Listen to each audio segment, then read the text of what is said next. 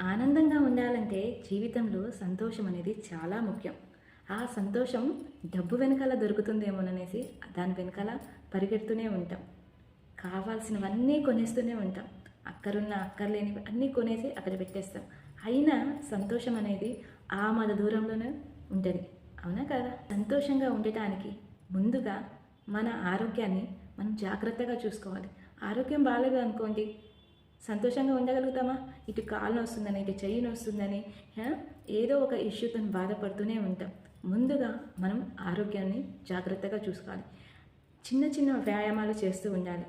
పాజిటివ్నెస్ని ఎక్కువగా అలవర్చుకోవాలి. నెగిటివ్ని మనం ఒక్కసారి తీసేయలేకపోవచ్చు. నెగిటివ్ని కొద్ది కొద్దిగా అయినా తీసేస్తూ ఉండాలి. అడ్డమైన గడ్డి తినకుండా కొద్దిగా హెల్త్ బాగుండేటట్టు కొంచెం ప్రోటీన్స్, విటమిన్స్ వచ్చేటి పండ్లు, కూరగాయలు అలాంటివి తిన్నామనుకోండి, ఆరోగ్యం మన చేతుల్లో ఉంటుంది కదా. ముఖం ఎప్పుడు చిరాగ్గా ఇలా పెట్టుకోకుండా కొద్దిగా స్మైలింగ్తోనే ఉన్నామనుకోండి, ఎంత బాగుంటుంది. లోపల ఎవరికైనా బాధలు అన్నీ ఉంటాయి, అన్నీ పక్కన పెట్టేసి కొంచెం నవ్వుతూ ఉండండి.